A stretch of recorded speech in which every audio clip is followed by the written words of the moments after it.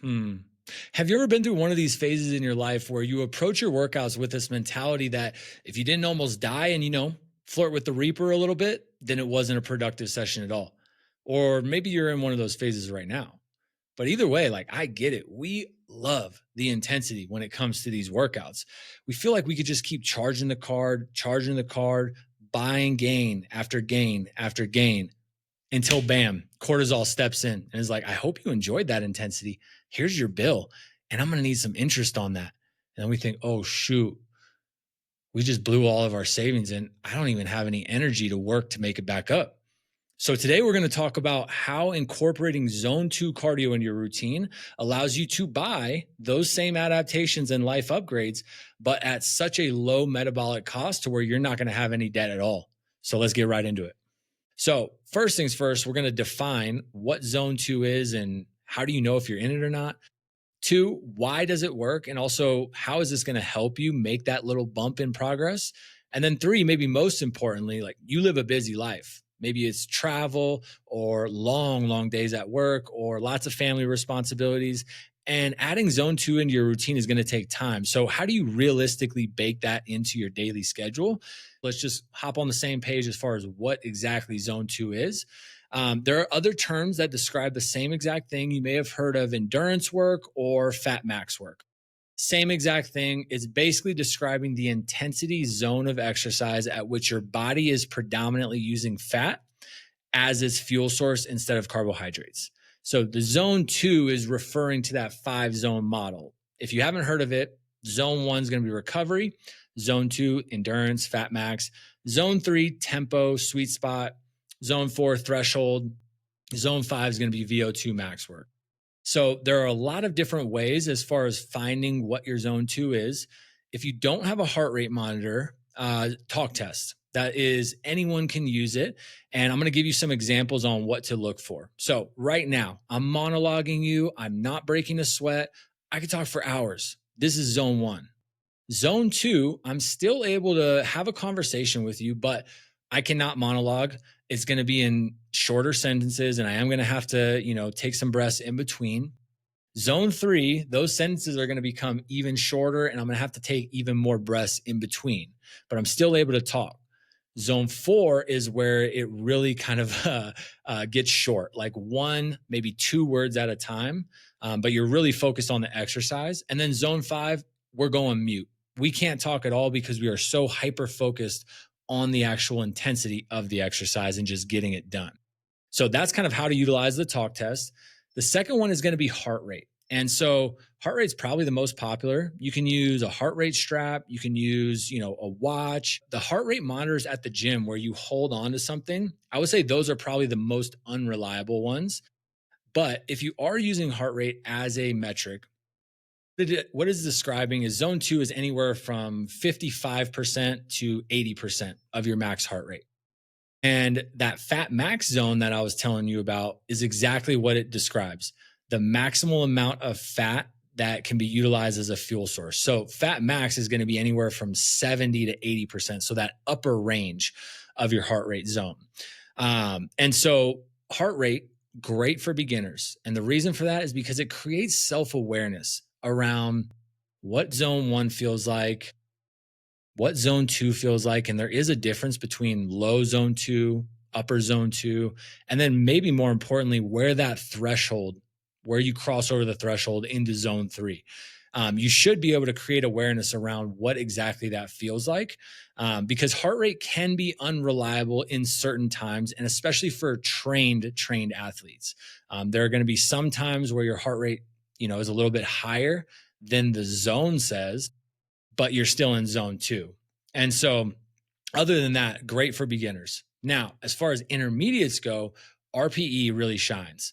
So, RPE, rate of perceived exertion, it's anywhere on a scale of 1 to 10, 1 being easiest, 10 being hardest, probably VO2 max work.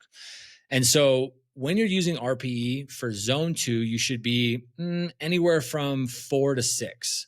And it's great for trained people because people who have run the gamut about being in every single zone and they know exactly what that feels like, they don't even need a heart rate monitor. They can just go based off feel and they know exactly when they're in zone 2 and where they cross over into zone 3 if they do. So that's great for intermediate or people that have experience with cardio. Now, advanced.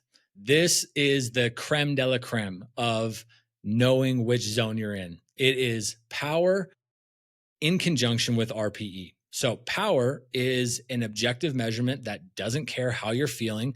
It is force times velocity. So, it's measured differently whether you're running or cycling, but it's an objective measurement based on watts. And what you can do is you can kind of correlate that with how you're feeling.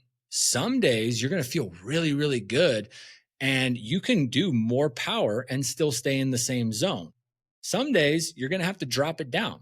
Like, let's say you smash your legs one day, your legs are toast, and you want to run or cycle the next day. It's going to feel a lot harder. The same exact watts are going to feel a lot harder. And so that means you just need to bump it down, because if you try to accomplish those same watts, you're going to dip into zone 3 because your body's going to have to work a whole lot harder. So that's kind of how to determine whether you're in zone 1, zone 2, zone 3, so on and so forth.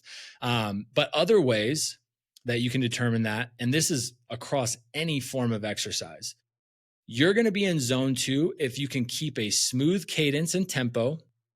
You have slightly labored but controlled breathing to where you're able to take a deep breath in. And then also you feel like you can go for 2 hours more at the current pace.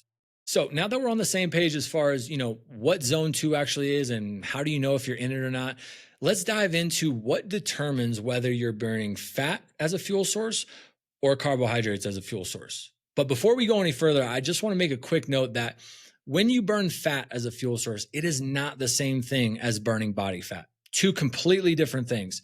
But I'm going to save that myth busting episode for another video down the road.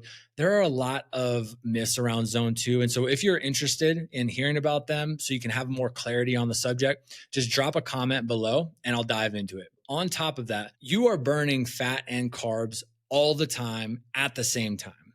It's just the ratio at which you're going to burn fat or carbohydrates that's going to be different. And that is going to be dependent upon one thing and one thing only: the intensity of the exercise.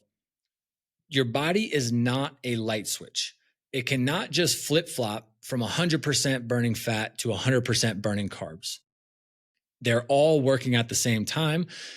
In zone 1, like I'm in right now, I'm just going to put an arbitrary number on it. 95% of my fuel or energy is coming from fat. 5% is coming from carbohydrates. Now, as you start to scale up to higher and higher intensities, that ratio shifts, where we'll go to the opposite end of the spectrum, VO2 max, probably 95% carbs and 5% fat. But they're always happening at the same time. I think that's the main point that I want to come across. And so you can kind of think of our bodies as like a light dimmer switch instead of a regular light switch, where as you crank up that dimmer switch and that bulb gets brighter and brighter and brighter, the longer the bulb stays on at the max brightness, the faster it's going to burn out. All right, AKA energy stores. And the lower or the dimmer it stays on for, the more sustainable that energy is. And that's where fat comes into play. Why is this, right? Well, fat takes longer to turn into energy. It's kind of like cooking a meal on a Sunday. Maybe think of like something in the crock pot, right? But carbs are faster. Carbs are like quick, grab and go, a snack. So the intensity of the exercise is going to be the sole determining factor of the ratio your body is burning fat versus carbohydrates. So when you start pushing yourself harder and harder and harder, and your body needs that energy fast, it's going to resort to carbs over fat. So the immediate demand for energy is met with the supply. So many of you may have heard of mitochondria. It's a term, very, very popular term that's kind of thrown around there, especially in conjunction with zone 2. But what exactly is mitochondria? Well, chugga, chugga, chugga, chugga, chugga, chugga, choo, choo. Mitochondria is the engines in our cells. And basically what they are is they're the ones that convert the fat or carbohydrates into energy. And so more mitochondria equals better gains. And so when you have more denser mitochondria in the cells, Faster recovery in between sets and workouts, which is going to lead to an increased capacity to tolerate more volume and more intensity within the workout. And that's going to lead to bigger muscles and a more robust aerobic base. So that's why mitochondria is super important. And for endurance athletes, a denser volume of mitochondria is going to increase your ability to reuse lactate as fuel. So you can sustain faster paces for a lot longer without hitting a wall. So if this is a topic you'd like to know more in depth about, drop a comment below. I'd be more than happy to make a video of it. But first, I want to illustrate kind of the concept around how the magnitude of stress impacts mitochondrial density. So, kind of going back to that 5 zone model, zone one is not really doing much. Okay. If I'm a mitochondria, I'm just chilling here, I'm not really feeling any stress. I don't really have anybody telling me what to do. And zone two kicks in, and I'm like, oh, okay, at least low zone two. I'm like, okay, yeah. They're telling me to get to work. I probably should get going. I'm going to start laying down some foundation. And then you get into the upper zone two, or the fat max work, right? That's where the mitochondria is working the most efficiently at laying down as many as they can, right? And so then you keep creeping up though, and the VO2 max work, that's going to be a signal to the mitochondria where she's going to be like, I don't know what to do. I'm having decision fatigue. It's so overloaded right now. Like, let's just lay it down and just be done with it. And it requires a lot of energy to actually do that. And so that's where zone two actually really comes into play, and why it's so beneficial for mitochondria. Because yes, the mitochondria is under a little bit of stress, but it has the bandwidth, it has the capacity to actually do what it's being told. So that's why the magnitude of stress is actually important. And once we get into time constraints, that fat max zone is going to be the sweet spot as far as getting the most amount of benefit with the least amount of stress. So that's kind of to illustrate that concept there. And so now that you kind of got an understanding, what's happening behind the scenes, like your body is continuously shifting between, the ratio that it uses for fats as fuel, carbs for fuel, and how zone two, can help it really become surgical at both using them at the right times to help keep the energy levels high, but the stress levels low. So if you're somebody who, struggles with this pace, like, I get it. Like, I bike a lot, and there are times where I just really want to get after it. I want to push, push, push. I want to kill myself during a workout. Sometimes zone two, it feels too easy. Like, it feels like I'm going too slow. Like I could push a little bit faster.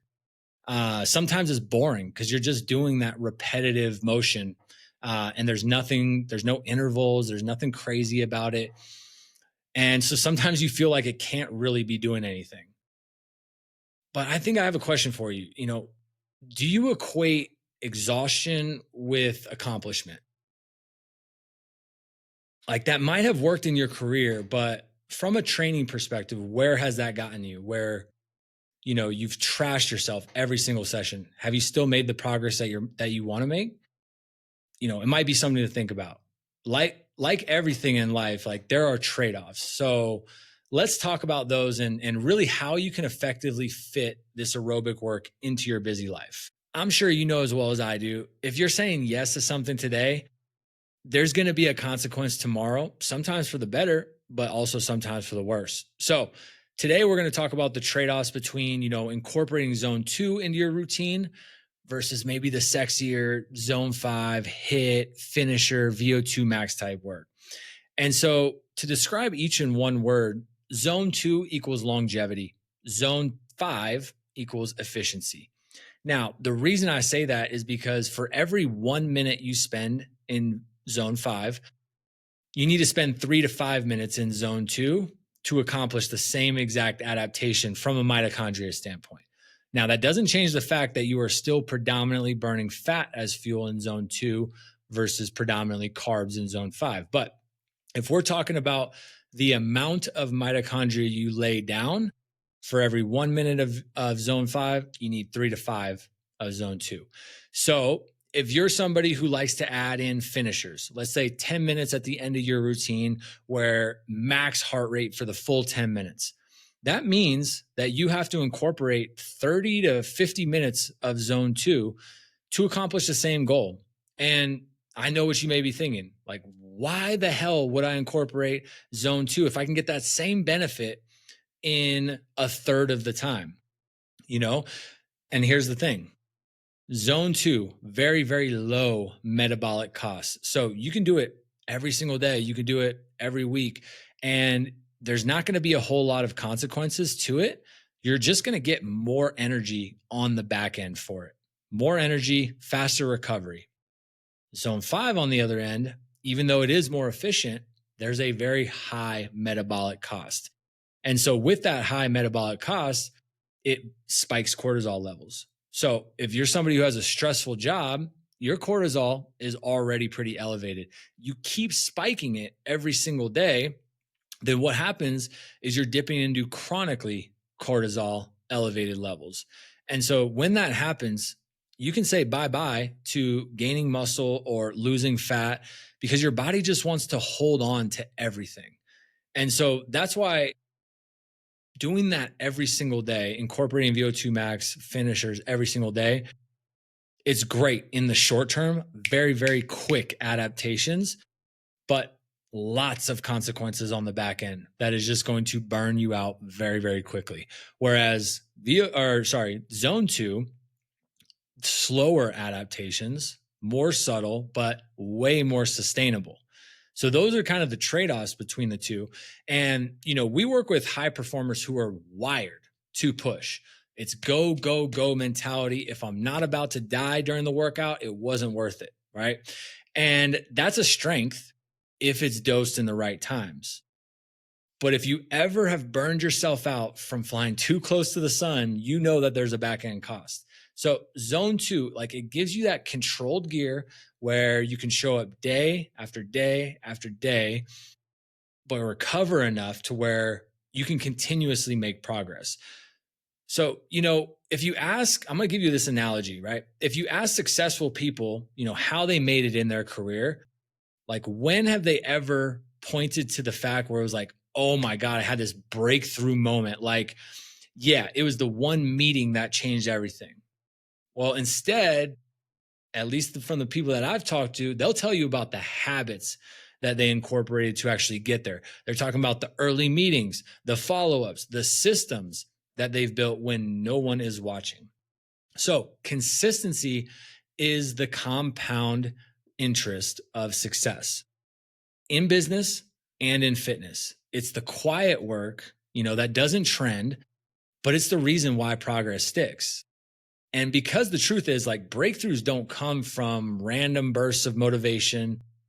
They come from an identity shift, from seeing yourself as the type of person who does the work, like, honestly, whether or not it's exciting, it's just because it is effective. So speaking of effective, we're going to dive right into how do you effectively bake aerobic work into your busy life to where you're still able to see that progress. And so I'm going to break it down into a 3-tier system. The first tier is going to be the foundation phase. The second tier is going to be the capacity phase. The third tier is going to be the optimization one. So the question that we're trying to answer here is, how much cardio is enough? How much do I need to do in order to see the benefit? Short answer, more than you're doing right now. That's as simple as that. If you're doing nothing right now, even 20 minutes a day can help you start to see those adaptations that we talked about. So if you are trying to implement cardio into your routine now, this foundation phase is solely based off building the habit, not necessarily the intensity of the cardio. And so how do you maximize the time and still layer on that new habit? Well, we just stack it with a habit that you've already got, your strength work. And then how do you take that one step further and even further maximize the time? Well, let's say you got 60 minutes with a session. You can either do the cardio, at the end, at the beginning, but in order to really, really maximize your time, I would say do it at the beginning. And the reason for that is because unless you are a elite level power lifter where you're lifting the max weight during your strength work, The cardio at the beginning is not going to take away from your strength gains. What it is going to do though is one, it's going to elevate the heart rate. You're going to get a nice sweat going. It's going to help blood move through your body. And simple blood flow is going to loosen up your joints. So that way, you don't have to spend another 10 minutes on the floor just doing mobility work or anything like that. You're maximizing that time at the beginning. So then right after that, ready to jump in that first set, ready to go. So that's the foundation phase. It's simply adding 2 to 3 20-minute sessions into your week and just stack it on top of a habit that you already have. Now, the second phase, capacity. What benefit can you see from capacity? Well, you can see an improvement in your aerobic capacity. So you're able to push a little bit harder during the cardio and still maintain pretty low stress level. But you should also see a recovery adaptation. So now your muscles don't take as long to recover and you can push harder the next time. And so that way, the more volume, the more intensity you're able to accumulate with a lower stress, that leads to bigger muscle gains. All right. So how do you incorporate this? Well, just give you the same time constraint, 60 minutes, right? So 60 minutes, you're still going to do 3 sessions here. 2 are going to be 30-minute sessions instead of 20 minutes. And instead of doing low zone 2 work, you're going to do that fat max work. So fat max, you need to be right at the brink of crossing over that threshold into zone 3. And the reason for that is because that is going to maximize the time and lay down as many mitochondria as it can and really stress the system as far as utilizing fat as a fuel source. And so it's just going to become more efficient at that. And so 30 minutes, right? So you may have to, add 10 minutes to your routine. So 70 instead of 60, or you may just have to cut a lot of the fluff work from your strength stuff. Really just focus on, the heavy hitters, the compound exercises, the ones that are going to have a trickle down effect. So that way you could still stay within your time constraints. But 2 fat max sessions during the week. And then you are going to have to do a 60-minute session over the weekend. Or if you have a random weekday where you have more time, the 60-minute session is very, very important because it also stresses the system from a time duration standpoint. And so because you were doing the 30 minutes for the fat max, because of the time constraint, you had to push really hard. Well, now we're still pushing, but from a time duration standpoint. So that packs a powerful punch and really drives that adaptation even further. So that's phase 2. Phase number 3, the performance optimization one. And so what are the benefits you can see from this? High endurance performance when you do any type of cardio, and then also metabolic flexibility. So what does that refer to? It's just referring to how efficiently your body can disperse fat or carbs as fuel in the right scenarios. And so because your endurance or cardio level is so high, the body is going to register stress at a much slower rate. And so it's going to keep using fat as fuel, keep using fat as fuel, keep using fat, versus as soon as exercise intensity starts to increase, your body uses carbs, blows its load. So that's where this optimization phase comes in, is your body utilizes fat for way longer before it immediately needs to flip the switch into carbs. And so how do you accomplish this? Well, I'll tell you straight up, this one is going to require a trade-off. It's going to require you making time in your schedule versus finding the time. So if this is something that's important to you, what I would suggest is 4 times a week. And those sessions are going to be anywhere from 60 to 90 minutes long. 60 minutes should be that fat max workout. 90 minutes, moderate zone 2, maybe even low zone 2, because you're getting more duration. And so that's just really going to increase the amount of mitochondria that are laid down, as well as your body's efficiently, utilizing fat as a fuel source. So those are going to be the 3 kind of phases. You need to, think about which tier you fall into. But from an overall standpoint, here's the main benefit from all 3 phases, is that you're doing more than you're doing right now. And so you are all going to see a benefit, not just in the gym, but in life too. And if you're somebody who likes to do outdoor activities, I don't know, maybe hiking, skiing, any sort of water sports, or just like playing with your kids, like this is going to increase your ability to do those at a much higher level and a much lower cost. And so that's something that's important to think about as far as what you can gain on the back end versus initially investing this time up front. And the more you can kind of bake it into your routine, bake it into this is just a part of who I am, the longer it's going to stick. I know zone two isn't sexy, but if you want to perform at a high level in other areas of your life and other areas of fitness for decades to come, it's essential. And this does have a good mental clarity component where if you start incorporating zone two, you're going to feel way more fit and you're also going to be able to perform at a high level in your career too. So even 20, 30 minutes done consistently, like it compounds into lasting performance. And so, principles, those should stay rigid, but the methods, they should be flexible. So the principle of zone two is simply engaging in an exercise that, elevates your heart rate for a sustained period of time. Now, the methods could be any piece of cardio equipment in the gym. It could be running, it could be cycling, hiking outdoors, like the list goes on. And, how do you practically incorporate this into your life? Two things. One, make it accessible. Two, make it enjoyable. Those are the two keys for really sustaining any mode of exercise for the long term. Just know that zone two doesn't have to look exactly the same every single time. I know it can get boring. It may look different for you in the summer versus the winter time. Like that is okay. So, last thing I want to close on here, if you took any value away from this episode, it would mean a ton if you just hit the like button, hit the subscribe button, so that way we can continue growing the channel and keep producing this content for y'all. One of the whole goals of this channel is really to provide a principles driven approach, but more importantly, give you practical actions that fit your busy life. And so, especially with high performers, you want to make sure that you're being efficient with your time. And so, there's no BS here. We're just educating on the trade-offs, that come with each decision, like the VO2 max versus zone two type work. But more importantly, how to scale your actions to really meet you where you're at, to where you're able to just do something continuously for the long term. If you have any questions, definitely drop a comment below. We read all of them. We build episodes based off those real problems. But other than that, we'll see each other soon. Talk to you next time.